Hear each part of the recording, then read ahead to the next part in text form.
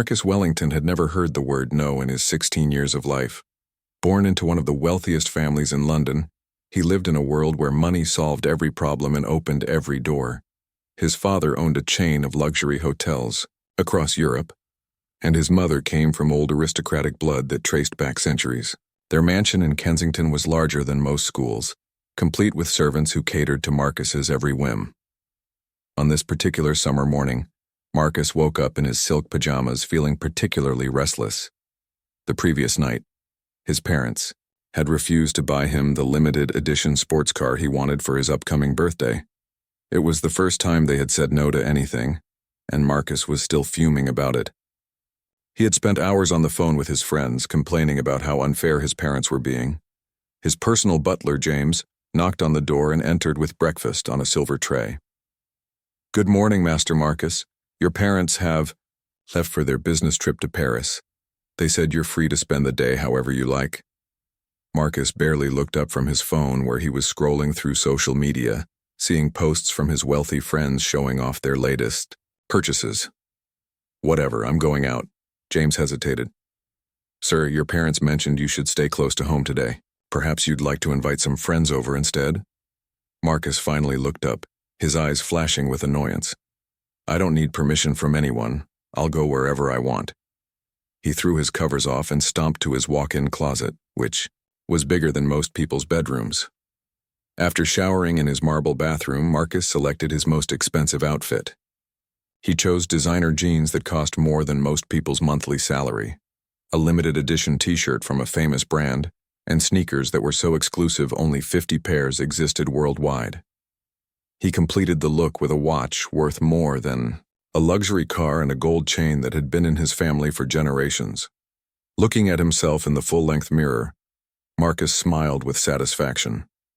He looked every bit the wealthy young man he was, and he knew it would impress everyone he encountered. The reflection staring back at him showed a tall, lean teenager with perfectly styled blonde hair and confident blue eyes that had never known real hardship. Downstairs, Marcus grabbed the keys to one of his family's cars. They owned 7 vehicles, but today he chose the bright red sports car that his father usually drove to business meetings. The car was worth more than most people's houses, and Marcus knew it would turn heads wherever he went. As he drove through the busy London streets, Marcus felt his mood improving. The powerful engine roared beneath him, and he enjoyed the way people stared at the expensive car. Some looked impressed, others seemed envious, but all of them noticed him. That was exactly what Marcus wanted. He had no particular destination in mind, but eventually found himself driving toward central London. The summer tourists were out in full force taking pictures and crowding the famous landmarks. Marcus had always found tourists annoying, with their cameras and guidebooks acting amazed by things he saw every day. Traffic slowed as he approached Buckingham Palace, and Marcus found himself stuck behind a tour bus filled with excited visitors.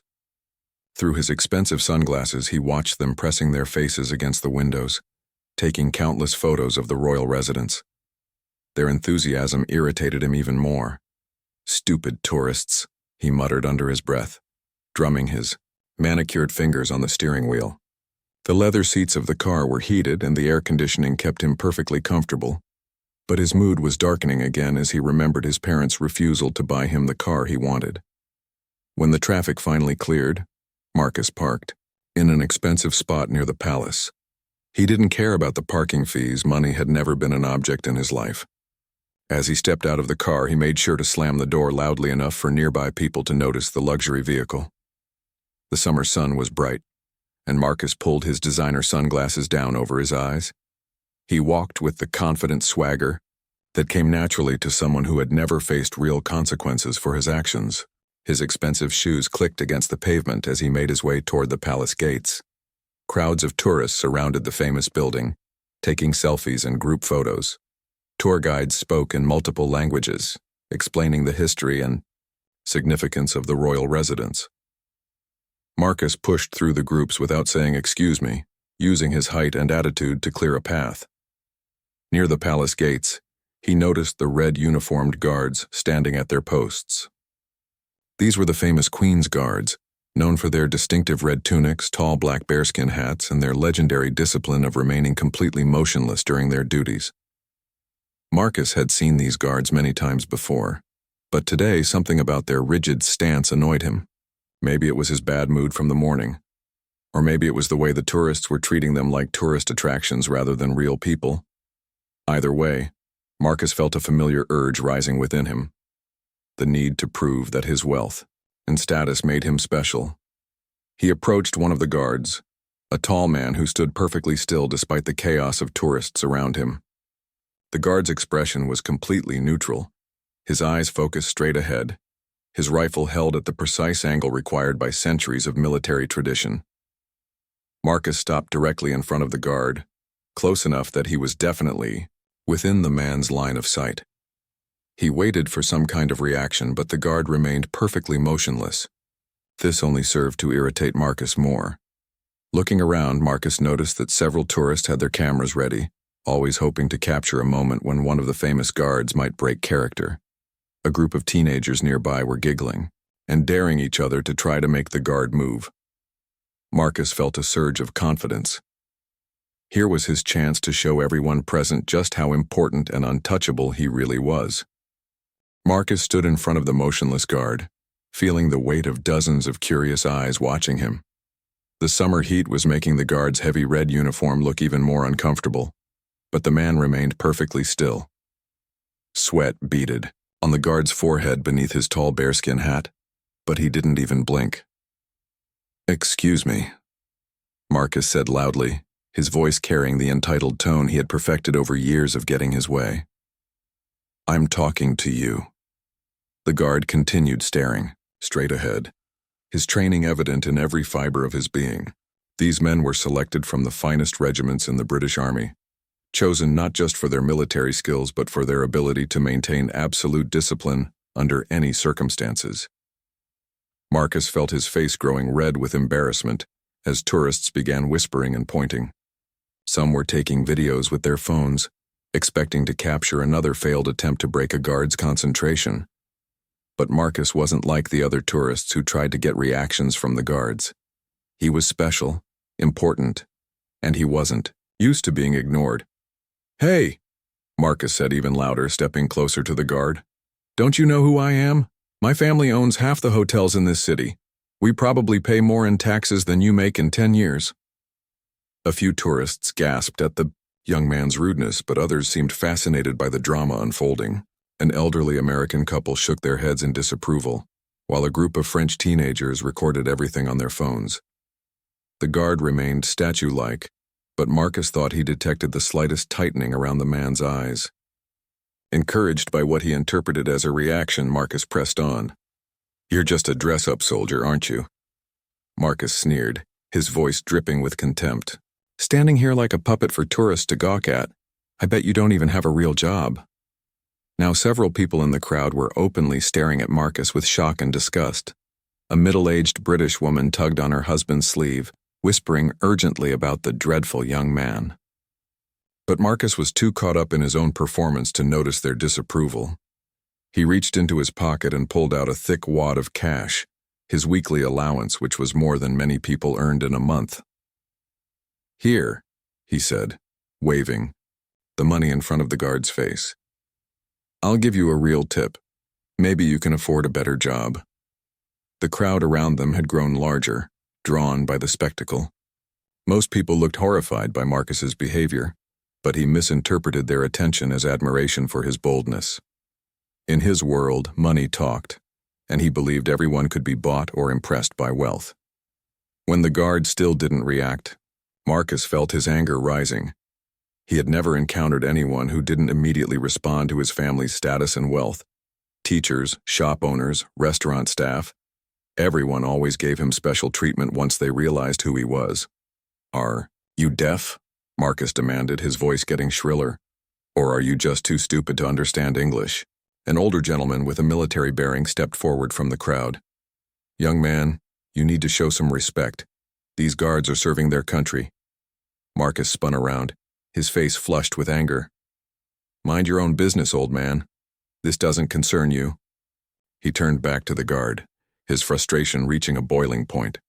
Without thinking about the consequences, something Marcus had never needed to do in his privileged life, he reached out and poked the guard hard in the chest with his finger. "I said I'm talking to you." The moment his finger made contact with the guard's red tunic, everything changed. The guard's eyes shifted slightly, focusing on Marcus for the first time. It wasn't a dramatic movement, but it was enough to let Marcus know that he had finally gotten a reaction. Emboldened by this small victory, Marcus made his fatal mistake. He grabbed hold of the guard's rifle, not to steal it or harm anyone, but simply to force the man to acknowledge him. "There. Now you have to pay attention to me," he said with a triumphant grin. But Marcus had no understanding of military protocol or the serious nature of what he had just done. In his world, everything was a game and everyone was there for his entertainment. He had no idea that touching a guard's weapon was not just disrespectful, it was potentially dangerous and would be treated as a serious security threat. The crowd around them had gone completely silent. Even the tourists who had been laughing and taking pictures suddenly understood that something very serious was happening. The elderly gentleman who had tried to intervene earlier took several steps back, his face pale with concern. Marcus still held onto the rifle, looking around at the crowd with satisfaction. He had finally gotten everyone's attention and he had made the famous guard break his stoic pose. In his mind, this was just another example of how his wealth and status made him special, how he could do things that ordinary people couldn't. But as he stood there, gripping the guard's weapon and grinning at the shocked faces around him, Marcus had no idea that he had just crossed a line that would change his entire perspective on life. His world was about to come crashing down around him, and all the money in his family's accounts wouldn't be able to protect him from what was about to happen. The guard's slight eye movement had not been acknowledgement or defeat. It had been a signal, and that signal had already been received by people Marcus hadn't even noticed were watching. The seconds that followed Marcus grabbing the rifle felt like they stretched into eternity. The busy sounds of London traffic and tourist chatter seemed to fade into background noise as an ominous silence settled over the crowd. Marcus still wore his confident smirk, completely unaware that he had triggered a security response that was already in motion. What Marcus didn't understand was that the royal guards were not just ceremonial figures dressed up for tourists. They were active duty soldiers from elite regiments, trained to protect one of the most important locations in Britain. Every movement around them was monitored. Every potential threat was assessed, and any interference with their duties was taken extremely seriously.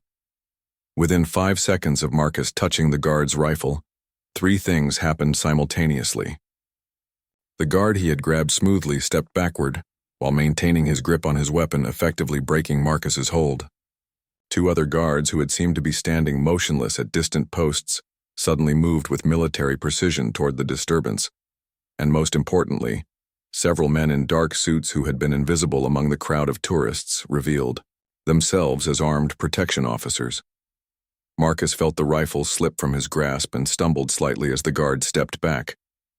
For the first time since arriving at the palace, uncertainty flickered across his face. The guard was now looking directly at him, and there was something in the man's eyes that made Marcus's stomach drop. "What's happening?" Marcus asked, his voice suddenly much smaller than it had been moments before. He looked around and noticed that the tourists who had been watching him with amusement or disgust were now backing away quickly. Parents were pulling their children behind them, and people were reaching for their phones to call for help rather than to record entertainment. One of the approaching guards spoke in a voice that was calm but carried absolute authority. "Sir, step away from the post immediately and place your hands where we can see them." Marcus's brain struggled to process what was happening. In his world, when problems arose, his parents' lawyers fixed them with phone calls. When he got in, trouble at school, donations from his family made issues disappear. But standing here in the summer sun outside Buckingham Palace, Marcus was discovering that there were places where his family's money meant nothing. "Do you know who I am?" Marcus said, his voice cracking slightly. It was the phrase that had opened every door in his life, the magic words that had solved every problem. "My father is Richard Wellington. He owns Wellington Hotels. We're friends with politicians, with businessmen, with— Sir, the guard interrupted, and Marcus noticed that the man's hand had moved to rest on something at his belt. I need you to step back now. For the first time in his life, Marcus felt genuine fear, not the worry about failing a test or the anxiety about asking a girl to dance, but real cold fear that made his hands shake and his mouth go dry. The three guards now formed a triangle around him, and he could see more security personnel moving through the crowd. This is ridiculous, Marcus said, but his usual arrogance was replaced by a trembling voice. I was just having fun. It was a joke. Can't you people take a joke? One of the men in dark suits stepped forward. He was older than the guards, with gray hair and steady eyes that had clearly seen many situations more serious than this one. Young man, interfering with the Queen's Guard and touching military equipment is not a joke. It's a criminal offense. The words hit Marcus like a physical blow. Criminal offense? He had never been in real trouble before, never faced actual consequences. His parents had always shielded him from the results of his actions, paying for damages, making donations to schools, smoothing over every problem with money and influence. Criminal? Marcus repeated, his voice barely above a whisper. But I didn't mean— I was just trying to get his attention. I didn't steal anything. I didn't hurt anyone. The crowd of tourists had grown much larger, but now they were kept at a safe distance by additional security personnel who had appeared as if from nowhere. Marcus could hear the clicking of cameras and the quiet conversations of people who couldn't believe what they were witnessing. Intent is irrelevant, the security officer explained patiently but firmly. You physically interfered with a guard performing his duties and touched military equipment without authorization. These are serious matters that cannot be overlooked, regardless of your age or background. Marcus looked desperately at the faces around him, searching for sympathy or support, but found neither. The tourists looked at him with a mixture of shock and disgust. A group of British schoolchildren on a field trip stared with wide eyes as their teacher hurried them away from the scene. My parents aren't even in the country, Marcus said, and for the first time, he sounded like the scared teenager he was, rather than the arrogant young man he pretended to be. They're in Paris on business. They'll be back tomorrow. Can't we just wait until then? The security officer shook his head. This matter needs to be addressed immediately. You'll need to come with us for questioning.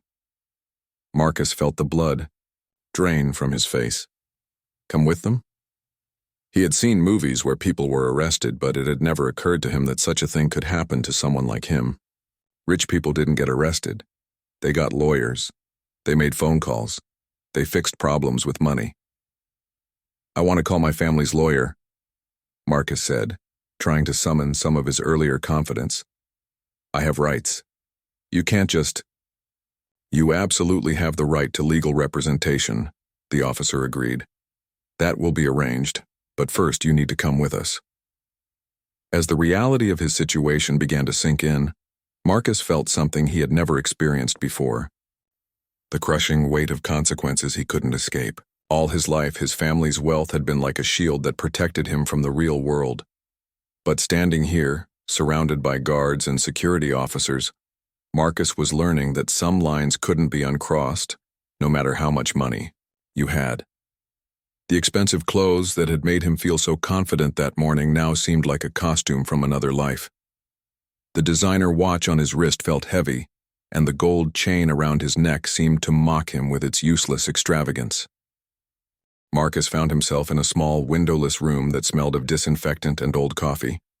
The walls were painted an institutional green that made him feel sick, and the fluorescent lights overhead buzzed constantly. He sat on a hard plastic chair at a metal table that had seen better days, a far cry from the handcrafted furniture he was accustomed to at home. The contrast between this sterile environment and his luxurious lifestyle was stark and unsettling. Just hours earlier, he had been lying in silk sheets in a bedroom larger than this entire room. Now he was staring at walls covered with official notices and safety posters, waiting for someone to tell him what would happen next. Officer Davies, the gray-haired security man who had spoken to him at the palace, sat across from him with a clipboard and a patient expression. He had dealt with thousands of people over his career, angry protesters, confused tourists, and entitled troublemakers like Marcus. But something about this particular case seemed different to him. "Let's start from the beginning," Officer Davies said, clicking his pen. "What's your full name?" "Marcus James Wellington," he replied automatically, then added with a hint of his old arrogance, "My father is Richard Wellington of Wellington Hotels International." Officer Davies nodded and wrote it down without any sign of being impressed. In his years of work, he had encountered the children of celebrities, politicians, and business leaders. Wealth and fame meant nothing in this room, only actions, and consequences mattered. "And how old are you, Marcus?" 16, Marcus answered, then realized how young that sounded. At home he felt mature and sophisticated, but in this harsh environment he suddenly felt like a child. "Can you tell me in your own words what happened at the palace gates today?" Marcus shifted uncomfortably in his chair. The events that had seemed so reasonable in his mind now sounded foolish when he tried to explain them. "I was just trying to get the guards' attention. Everyone tries to make them move. It's like a game tourists play." "But you didn't stop at trying to get his attention, did you?" Officer Davies asked gently but firmly. "What did you do next?" Marcus looked down at his expensive sneakers, noting how out of place they looked against the scuffed linoleum floor. "I might have touched his uniform, and maybe I grabbed his rifle for a second, but I wasn't going to hurt anyone or steal anything." "Marcus," Officer Davies leaned forward, his voice serious but not unkind. "Do you understand the difference between a tourist taking photos and physically interfering with a guard's equipment?" For the first time, Marcus began to grasp the seriousness of his actions.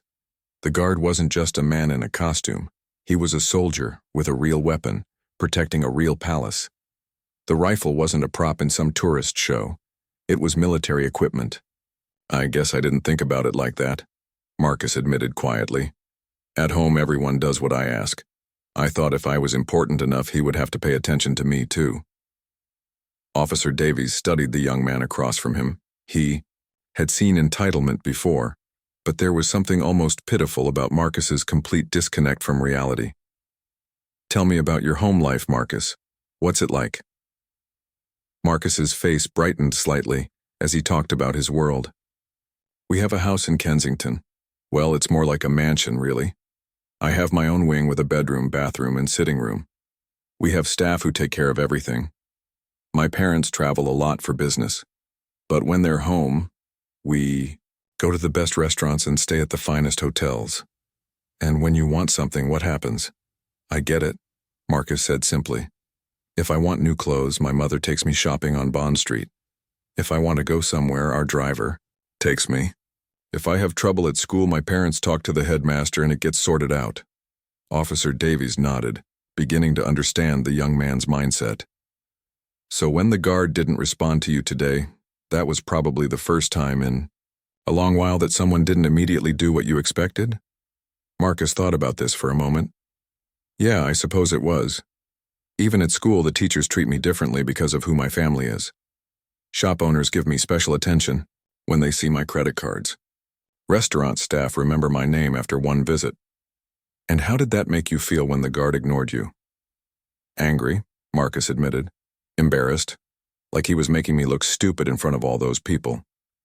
Officer Davies set down his pen and looked directly at Marcus. "Here's what I need you to understand, son. That guard wasn't ignoring you to be rude or to embarrass you. He was doing his job.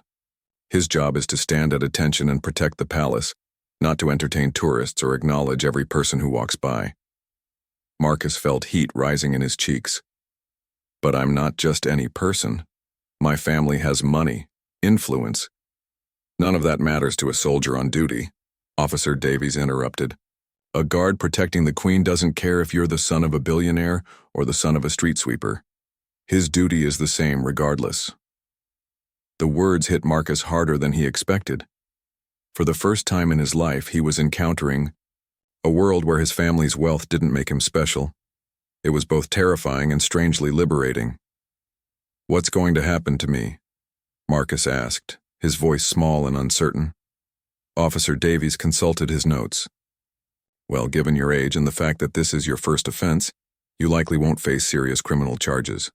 But there will be consequences. You'll probably have to do community service, attend some educational programs about respect and citizenship. Marcus's eyes widened. Community service?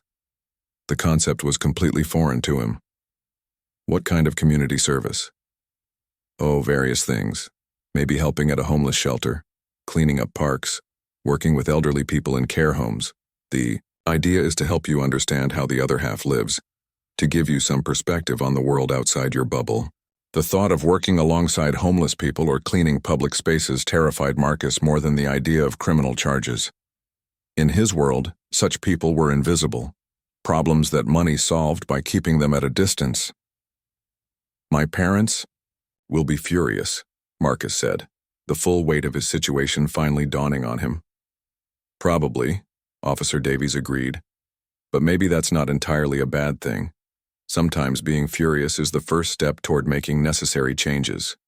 3 hours later, Marcus sat in the same uncomfortable chair, staring at a phone that seemed to weigh 1,000 pounds. Officer Davies had explained that he needed to contact his parents, and since they were in Paris, an international call would be necessary. The simple black telephone looked ancient compared to the latest smartphone Marcus carried, but it represented something much more significant. His first real conversation with his parents, where he couldn't hide behind money or privilege. His hands shook slightly as he dialed the number for his father's hotel in Paris. The phone rang once, twice, 3 times before his father's familiar voice answered with his usual businesslike greeting. Richard Wellington speaking. Dad? Marcus's voice came out smaller than he intended. It's me. Marcus. There was a pause, and Marcus could hear the sounds of a busy hotel lobby in the background. Marcus? Why are you calling the hotel directly? Is everything all right at home? Where's James? Marcus closed his eyes, knowing that the next few minutes would change everything. Dad, I'm not at home. I'm at a police station near Buckingham Palace. I'm in trouble. The silence that followed was deafening. Marcus could practically hear his father's blood pressure rising through the phone line. Richard Wellington was a man who controlled every aspect of his business empire, who solved problems before they became public, who had never in his life received a call from his son at a police station. What do you mean you're in trouble? Richard's voice was carefully controlled, but Marcus could detect the underlying panic. What kind of trouble? Are you hurt? I'm not hurt, Marcus said quickly. But I did something stupid at Buckingham Palace. I interfered with one of the guards and touched his rifle. They arrested me. Another long silence, followed by what sounded like his father dropping something heavy. They arrested you? My God, Marcus, what were you thinking? Do you have any idea what this could do to our family's reputation? To the business?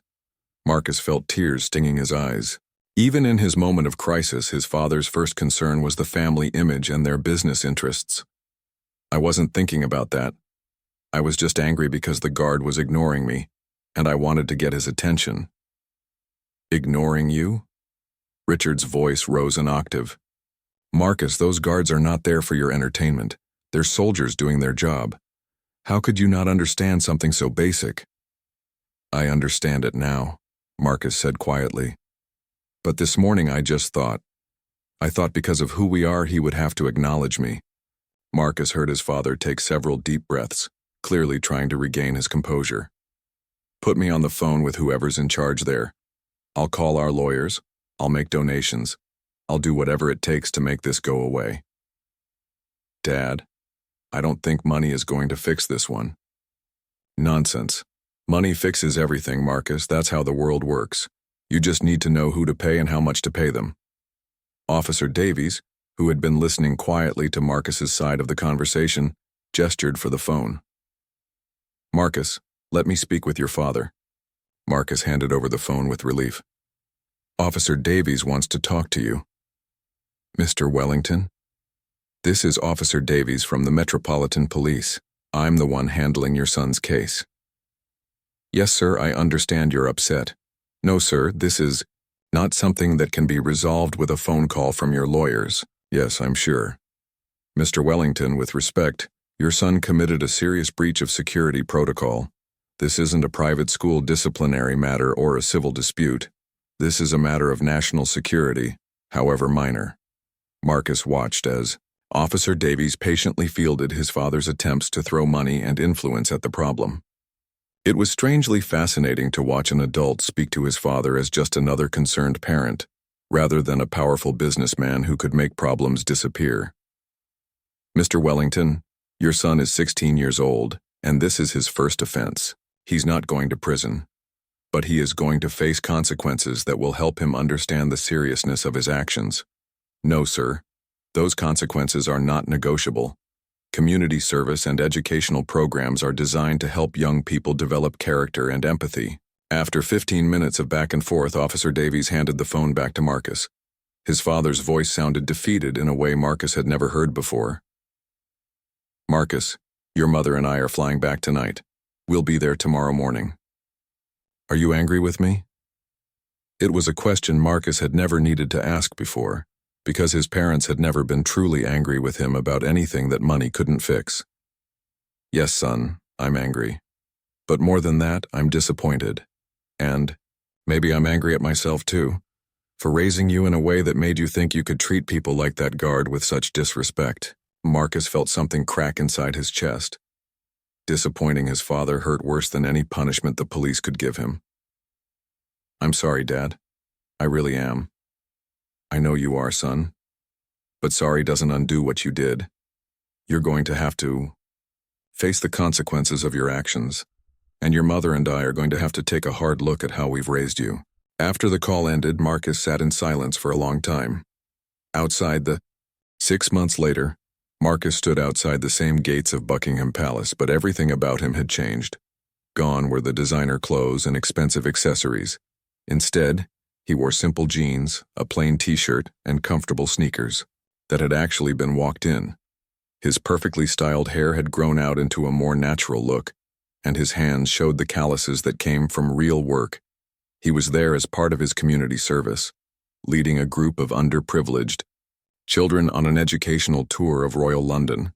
The irony was not lost on him that he had returned to the scene of his greatest shame to help others learn about respect and history. "Mr. Marcus," called out Emma, an 8-year-old girl from East London, whose family lived in a council flat smaller than Marcus's former walk-in closet. "Will we really see the same guards you told us about?" Marcus smiled, a genuine smile that came from somewhere deeper than his old confident smirks. "We might, Emma. And if we do, what are we going to do?" "Watch quietly and respectfully," the group of 12 children chorused. They had practiced this during their bus ride, along with learning about the history and importance of the Royal Guards. Over the past 6 months, Marcus's community service had taken him to homeless shelters, elderly care homes, food banks, and youth centers. He had cleaned toilets, served meals, read to children, and listened to the stories of people whose lives bore no resemblance to his own privileged existence. The work had been harder than anything he had ever done, not because the physical labor was so demanding, but because it had forced him to confront the reality of how most people lived. He had met single mothers working 3 jobs to pay rent, elderly people who had to choose between heating and eating, and children who came to after-school programs primarily because it was the only place they could get a hot meal. At first, Marcus had approached the community service with the same entitled attitude that had gotten him into trouble. He had complained about the work, looked for ways to minimize his effort, and counted down the hours until he could return to his comfortable life. But gradually, something had begun to change. The turning point had come during his 3rd week, at a homeless shelter in South London. An older man named George, who had been living on the streets for 2 years after losing his job and then his apartment, had asked Marcus why he was there. When Marcus grudgingly explained about his trouble at Buckingham Palace, he expected George to be impressed by his wealth or sympathetic to his situation. Instead, George had laughed, not mockingly, but with genuine amusement. "Son," he had said, "you thought money made you special enough that a soldier would break his duty just to acknowledge you. That's not special. That's just sad." Those words had hit Marcus harder than any punishment or lecture. For the first time, He saw his behavior through the eyes of someone who had real problems, real struggles, real challenges. George's perspective had shattered Marcus's last remaining illusions about his own importance. From that day forward, Marcus had approached his community service differently. He began to listen to the people he was supposed to be helping, to learn from their stories, to understand their struggles. He discovered that many of them possessed qualities he had never developed: resilience, kindness, genuine gratitude for small kindnesses. Mrs. Patterson, an elderly woman at the care home where he volunteered, had taught him about dignity in the face of hardship. She had raised 5 children as a single mother while working as a cleaning lady, never complaining about her circumstances, always finding reasons to be grateful. Her small room contained nothing valuable by Marcus's old standards, but it was filled with photos, letters, and mementos that represented a life rich in love and service to others. At the youth center, Marcus had met teenagers his own age who worked part-time jobs to help support their families while maintaining good grades in school. They had never had the luxury of taking anything for granted, and their appreciation for small opportunities and kindnesses had taught Marcus about real values. Now, standing outside Buckingham Palace with his group of excited children, Marcus felt a profound sense of purpose he had never experienced before. These children came from backgrounds similar to those of the people he had met during his community service. They rarely had opportunities for educational trips or special experiences, and their excitement about seeing the palace and guards was genuine and infectious.